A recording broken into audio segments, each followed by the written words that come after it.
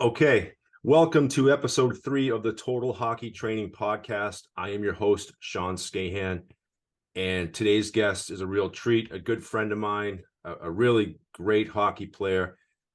It's Bobby Ryan. Bobby, as you know, he was number 2 overall in 2005 NHL draft, drafted by Anaheim. I believed he was moved on to Ottawa, and I think after Ottawa, it was Detroit, right, Bobby?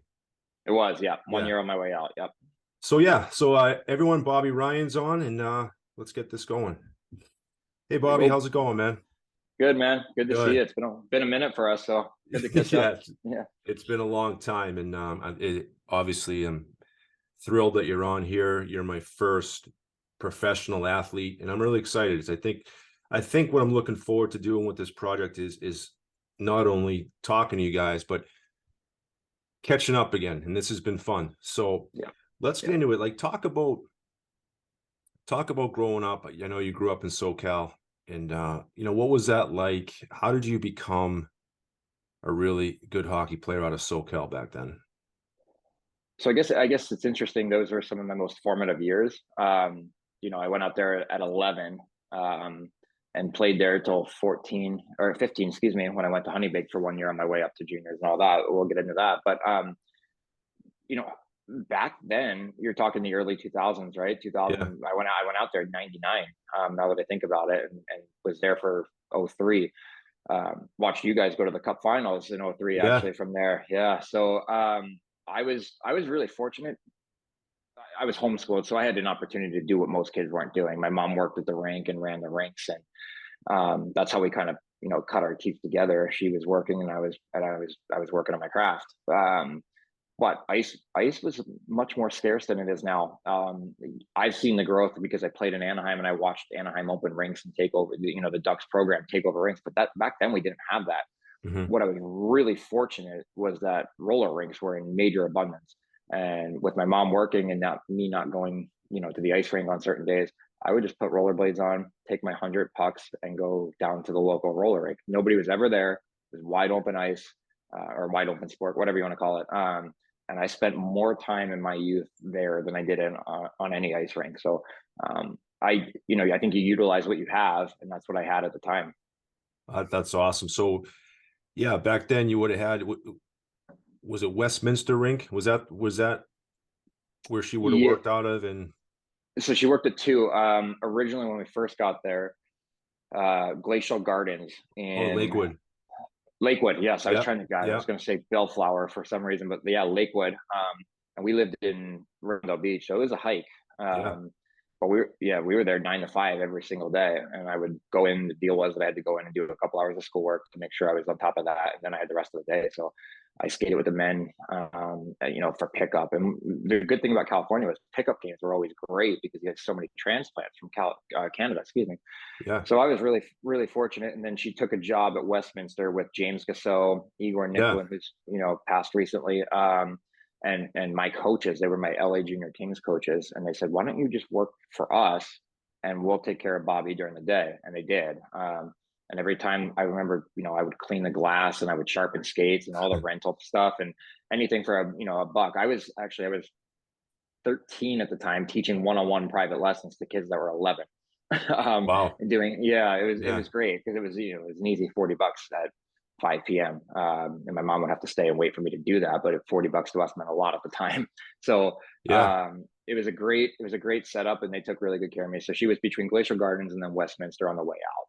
That's awesome. I mean, like that's really cool because I mean, when I was out there, it was getting like really expensive to play hockey Yeah. out there. And like you said you were giving lessons. There was coaches giving lessons for probably like $80 an hour.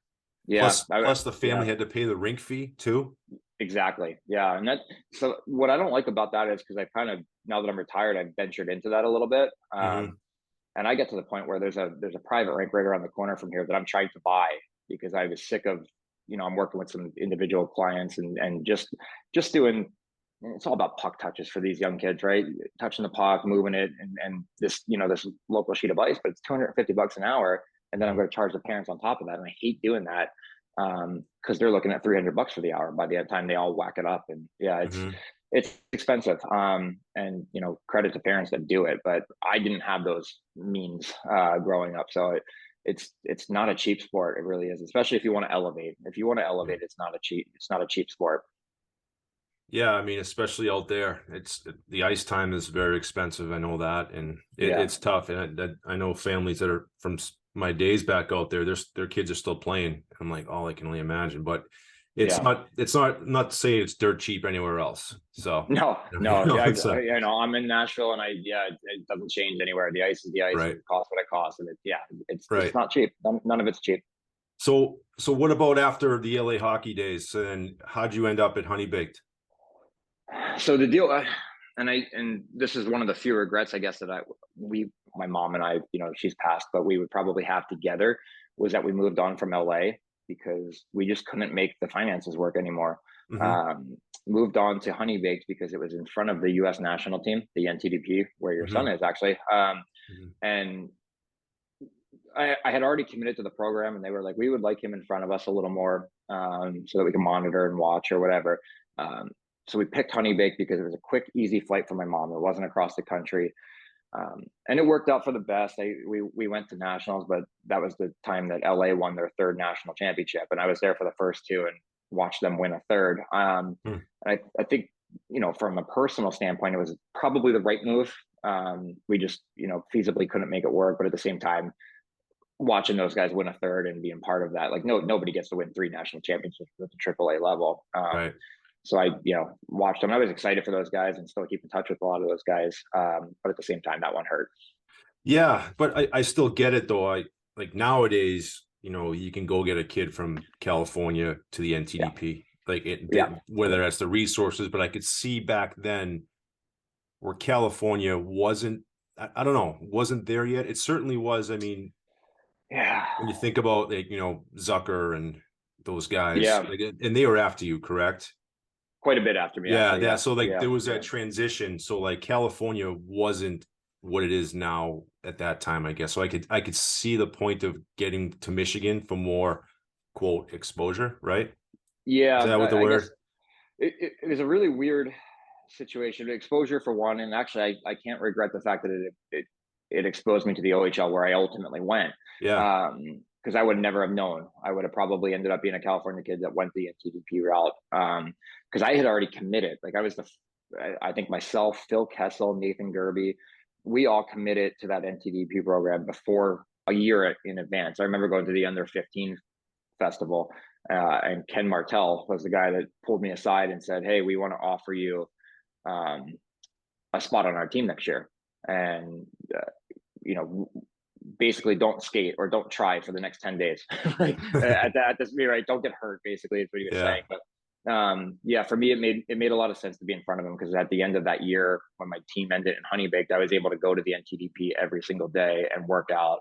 And the kid that was building me got to come in and be part of it with me. So it worked itself out. It was Yeah. great. But that was the Awesome. goal, and yeah, it got me in front of the OHL, which was the main thing now. Great. So drafted by Owen Sound, correct? And then it Yep. was off you go, right? Yeah, I didn't go lightly, because I did not want to go. I was so gung ho on. I'm an American kid. I wanted to play college hockey at Michigan. I wanted to be the big wheel on campus. Like, that was like, that's what you grow up thinking about when the OHL was an afterthought. But yeah, I mean, my relationship with Bobby Clark and Yeah. Mike Feud and those guys, they all sat me down and they're like, "Bobby, you're going to be a top 5 pick. I don't think you know this," and I didn't know that. I was always very naive to how good I was at that age. But they were like, "This is where you need to be in the NHL by 20." Basically, what they told me. So they steered me there, and it was one of the best decisions I ever made. Worked out, didn't it? It worked out. Yeah, Yeah, it worked out. yeah. That's Yeah. yeah, no doubt there. And so was it Owen Sound and then drafted by Anaheim, of course. I'll never forget those balls being revealed in the order and seeing Anaheim get number 2. Yeah. And Pittsburgh get number 1. And obviously, that was the Sid year. And Yeah. then for you to go number 2 to Anaheim at the time, that was pretty cool. And It was. Yeah, it was. It was a race. It was a race to be the number 2 pick that year, right? It's kind of like this year with the Bedard kid and with McDavid. That was there. I don't think we would have even had a draft that year if it wasn't for the fact that Sid was going to be the pick, Right. and then change the face of hockey a little bit is essentially what he did, I think. But all that being said, yeah, it worked out great. I remember, I was anywhere from 2 to 5 when we were talking about it, and those balls came up, and I was like, I don't want to go to Anaheim because they were so good, right? You guys were chasing cups, and I'm like, I'm not going to make this team. The fourth lines, Getzlaff, Perry, and Penner. How am I going to make this team? Because when you're the number 2 pick, you want to hop right in. But I mean, where I was at 18, I was not physically ready to play it by any stretch of the imagination. I had to learn how to be a pro. I had to learn to take care of myself. And you were instrumental in that. I mean, we'll probably touch on it, but you taught me how to do that kind of stuff. I had never done it. I was just a good hockey player that got by, and ended up being the number 2 pick because of it. But at the same Yeah. time, I had to learn a lot of stuff in the 2 years between being drafted and then stepping into the league. Well, I always look at it like this, like, when I go to watch those combines, and it would be like, okay, if these kids are already really good, how are they going to be when they get that figured out? Or Yeah. you know what I mean? And it's like, it's all development, right? It's all part of the process. I mean, it's Yeah. like you said, you didn't know. You didn't know. Like, you just played hockey and were successful at it, and it's like, okay, I need to do this, and you know what? To your credit, you did it. You realize that. I was talking to someone the other day, like, sometimes you have to, like, explain that you can get another zero in your paycheck if you just do this a little bit Yeah. better. Sometimes Yep. 2 more zeros in your paycheck if you just do this a little better. And the guys that get it, like, they take it and run with it, and then Yeah, end up doing pretty well. for sure. Yeah, for me too. And it was like, okay, I did a lot of stuff on my own to get to that point. Absolutely. And then, and getting to that point was great, but then you have to transition into how do you get to the next level. And I think I was willing from the get-go, but I wasn't confident enough from the get-go, right? Like, you guys had to, I mean, you in particular, like, I basically had to live with you for a year in the summer, Yeah. right? Yeah. Yeah. But I basically, I had to be taught this is day to day now. This isn't, you don't get to do this Monday through Friday and then take the weekend off and be a slouch and eat what you want. Like, you have to learn how to Right. do this day in and day out. So for me, it really struck home when I got there and I did my first off ice testing with you guys right after the draft, and I was like, I'm not even close. Like, I just Yeah. knew, and then. But I was like, "Where's the stick handling test? Where's the shooting test?" Like, nobody Yeah. does anything. I'm like, "What Right. do you mean? I Right. have to do a VO2 max?" Well, I don't care. Um, and then you and I grinded for 2 summers on Yeah. day to day, not even week to week. We did it every single day for 2 summers together. Yeah. Um, and Yeah. I mean, you, and then I guess to a degree, Bob Murray, because he was always on me about stuff. Yeah. Really taught me the days and the day-to-day grind that being an athlete is. And then Berkey, remember Berkey? I remember it vividly. I think he was like making a bagel in the old, and Yep. yeah, we had a bagel stand in our weight room there. He Yep. was like buttering his bagel, and you're like, Sean, how far am I going? You're on the bike, or how long am I going? And Berkey turns around all the way until you got to Owen Sound. Yeah. Yeah. Well, like, it was one of, I Yeah, remember looking at, because you had me strapped with the heart rate monitor, and I'm like, I yeah, can't yeah. keep my heart rate at this level. Like, I was But just grinding. But I but no, remember it was like, one of the best formative one-liners that I've ever had in my career. Yeah. Yeah. but those guys, they cared. Like, I remember that, as soon as we drafted you, I was on a plane to Philly. Yeah. I spent a Yep. week out in Philadelphia with you and your family, and that was pretty cool to see how you were kind of part of that, Philadelphia Flyers culture out there, that basketball game, and like the Yep. grittiness of that the game I was watching. Like, it was like a street brawl Yeah. Yeah. basketball game behind the gym where your father worked. And Yep. yeah, that was a pretty cool time. And Yeah. it's pretty cool. There's nothing not intense when you're playing basketball with Paul Holmgren. Yeah. And that was like my teammate at the time, obviously, in those games. But I was so, being from South Jersey at that time, there was nobody. And then now you look, and like Johnny Gaudreau came out, some other players, Bobby Saginetti was right after me. But like, for me, like, there was nobody at that time that was playing at the level that I was playing at, even if it was OHL and then being the number 2 pick. Yeah. They took care of me. They took me, they took me in, and were very, very formative for me. But it took a long time for my dad to switch out of that Philly. Remember, like he used to walk Yeah. into our gym. I was in Anaheim for 7 Yeah. years. We used to walk in Flyers gear. I'm like, what are you doing? A Flyers tank top. Yeah, I'm like, what are you doing, man? Like, I don't play for them, and I've been here for 4 years now. These guys are paying me a couple bucks. Like, Yeah. get yourself a shirt. But Oh, that's he's hilarious. and we Oh, were that's talking funny. before we got on. He's still there, and he's still submerged in it. Like that's just South Philly and South Jersey. You just kind of take care of your own. So they Yeah. were good for me. Yeah. No, that's really, it's really neat. And then so rookie year. Yeah, rookie. You did play in Portland for a little bit, didn't you? And then Iowa chops too, a little bit. Yeah, Yeah. yeah. If you remember, I spent more time in the American League after my seasons, because I would go up there after juniors, right? Because obviously I Hmm. didn't make Anaheim. I went back to juniors, and I spent more time in Portland in the playoffs than probably any player in American Hockey League history. Like I went to Game 7 twice up Right. there, right? Right. And then I only spent 40 games there over stretches for 2 years. And absolutely I loved Portland, Maine, loved being a Pirate there. Like that place, honestly, I always thought I was going to live there when I was done. I had always felt that strongly about Portland, and it just didn't come to be after you're away for so much time. But at the same time, um, went down to Iowa that next year, and Yeah. I remember getting called in. And that was the summer that you and I put in all that work, and I blew the testing out of the water. I think I was our leading point guy in preseason. Hmm. And they called me and they're like, we have to send you down. We have zero cap space. I'm like, I knew that when we got down to Right. like 13, we were down to 14 forwards or whatever. And they called me and I was like, you got to be kidding me. Like I was livid. And went down for 7 games, I think, or something like that, until Boschman got hurt and then went on LTIR. Okay. And they Yeah. yeah, and that's how I got my start in the league. Was like Brian Burke. I'll never forget it. He called me and was like, I was driving to Iowa because I was like, I need 2 days. Just let me drive. I'll grind in the car, but let me drive and clear my head after this. And they were really good about that. I took Matt Bolesky with me, Yeah. and we drove together. But he called me and said, "Bobby, if I don't get you back up in 30 days, I will move you on. Like you deserve to be in the league. You actually, I mean, you made our team. You just have no spot." So I said, okay. And then he stepped down 10 days later and just left. Yeah. And then I was like, oh my God, that promise is not going to get fulfilled. I was lighting up the league in the Yeah. American League, had nothing good to do down there. And then Bob Murray took over. Boschman got hurt, and the first call he made was to me, and I never went back. But Nice. it was a very weird month. Yeah. Yeah. And then is that when you were up for rookie of the year? Yeah. Yeah. Yeah. And Okay. yeah, I think I played like 60 something games. I missed the first 18 or 20, and ended up scoring 31. I kind of caught fire there, if you remember, through January and February of that year. Yeah. And Hmm. really kind of ran away from the pack. But yeah, I always like to think I was 20 games shy of being rookie of the year.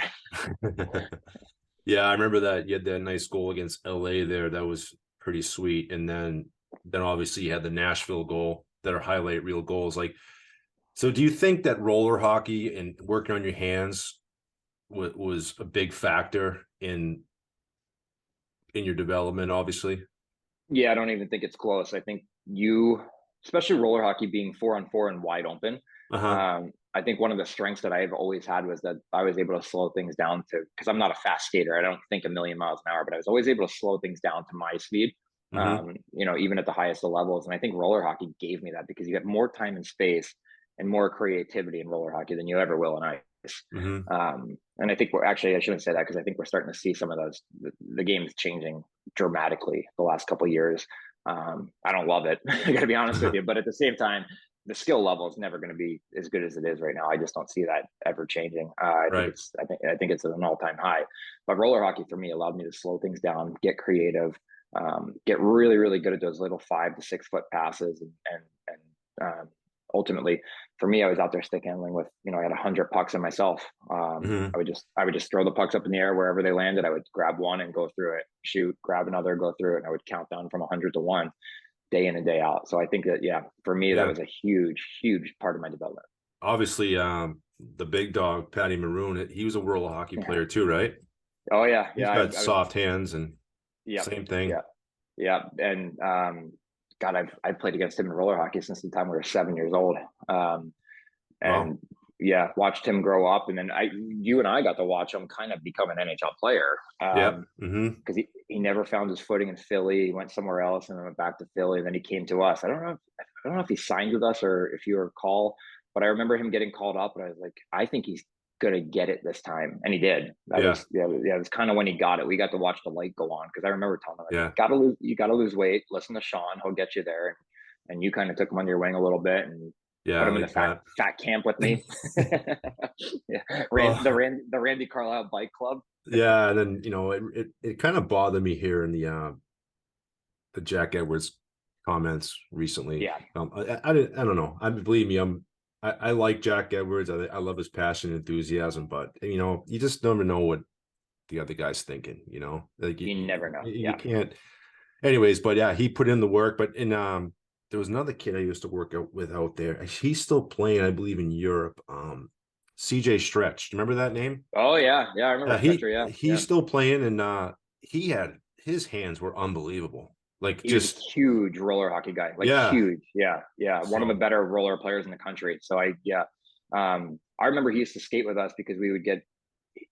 He was a little bit younger than me. I think he's in '89, maybe.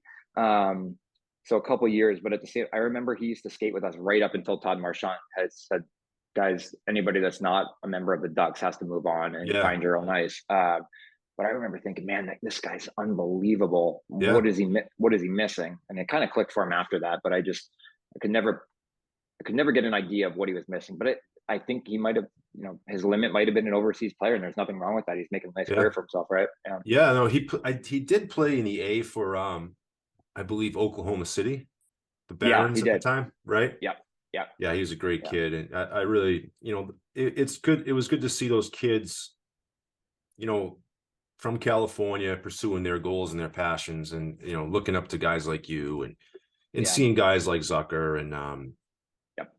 Emerson Edom and all those guys. Like Emerson Edom was another roller guy too, right? Wasn't he? Yep, he was. Yeah, he actually was a big one. I think the first name for me that stands out would be Rhett Rakashani. Oh yeah, Yeah, yeah, he was an '88 born. He was homeschooled, so I spent all my time with him at the rink. sure. And Hmm. I remember he kind of cut his teeth with that Westminster Wave program. He went to the national program, was one of the first guys that like really took that route. And then I think he played some games in the NHL, but realized the same thing. I'm going to be an up and down guy. I'm going to go overseas and make a couple extra bucks and kind of ride this, little bit of a career that I'm going to have. But he was the first guy that came out of that area that I remember thinking he's going to be the next one from Well, California. oh, Yeah, that's pretty yeah, neat. Well, really cool. And then so traded to Ottawa, finished off in Detroit, and what would you say? So how many years you play in the NHL then? 15. Yeah, 15. yeah, That's a yeah, good run. That's a great run. yeah. And that's could you ever see yourself doing that? Like before you're like, I'm gonna play in this league for 15 years. I'm gonna have multiple 30-goal seasons. Like did you Yeah. No, I didn't. It's funny when you look back after a little time away, um, and you think about what you maybe didn't accomplish the end goal, right? That's okay. You got to live with that. But at the same time, my story is my story, and there's a lot of turbulence there before I got to the level that I got to. And I look at it more of like, okay, you went through some stuff, and then that stuff manifested itself much differently many years later. But I had a good run in the middle of it. Look back at it now with a lot of pride, but I don't think that I would have ever. Hockey gave me a life that I could never have imagined. Whether it's financially or I never would have met Danielle if I hadn't gone to Anaheim, and yeah, two beautiful kids. So you look at all that stuff with for me with a lot of positives. it's awesome. Yeah, yeah, to play 800 something, 900 games almost, pretty incredible. It's pretty cool. And what would you say to, young kids nowadays who want to be able to do that, and they want to have an NHL career, they want to play the game for a living?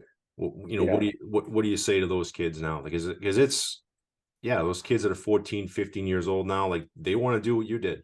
And, Yeah, it's funny, and I would have given you a generic answer years ago. Listen to your coaches, have fun, do your thing. But now that I'm doing some coaching with some high end players in this area, I would, and it's funny, like I have one kid in particular, not a great skater, but great hands, great vision. So I see a lot of myself in him. And I'm like, we go out, we do puck touches and things like that. That's great. You're supposed to, hone your craft. But my advice to any kid was make a list of what you're very good at and what makes you the player that you already are. And then what is not on that list is exactly what you need to take to your coach and work on. For me, I wish I would have spent way more time on my skating, way more time on my stride and power. But I relied on hands and vision and things like that and creativity, and that was fine. It led me and it served its purpose for me. But I know that I could have gotten more time out of myself if I had worked on those things. So that's my advice to any kid trying to go through this process now. Make that list, see what's on the list, and then figure out exactly what is not on that list, and that's where you start. Love it. That is awesome. So what are you up to nowadays, buddy? Not a whole lot. Being super dad. I got the podcast coming in hot on YouTube, Awesome. with Jason York, who we talked about, that you had for a little bit of time, and Brent Wallace, 3-4 days a week, just like doing the same thing, trying to stay connected to the game in some sense. And I don't want to travel. I don't want to, I didn't want to do the media thing or the circus that comes with that. So I can do all this from here, and then I can leave and go be dad. And that's what I'm doing right now. My little Love guy it. just started, 4 years old. So I remember running That's around with your awesome. guys when they were 4 or 5 years old in the room Yeah, and playing mini hockey with them. I'm doing all that now from my that's kids. awesome. That is I love fun. it, man. I love it. He's Enjoy on it. the ice. 3-4 days a week. We're having a blast. Take that in and enjoy that. Will Well, Bobby, you're on Twitter at Bobby Rye. So Bobby RY 5409, right? That's your Correct. Twitter handle? Yeah. So That's you're on okay. there. But yeah, I want to say thank you for your time today. This has been unbelievable. It's great catching up, and so many little nuggets here that I think my listeners will really enjoy. I'm glad, man. I'm glad All right. we made it work. And Yeah. anytime, too, that, man. Thanks, buddy. Yeah, Well, I appreciate it. Thanks again, man. Anytime.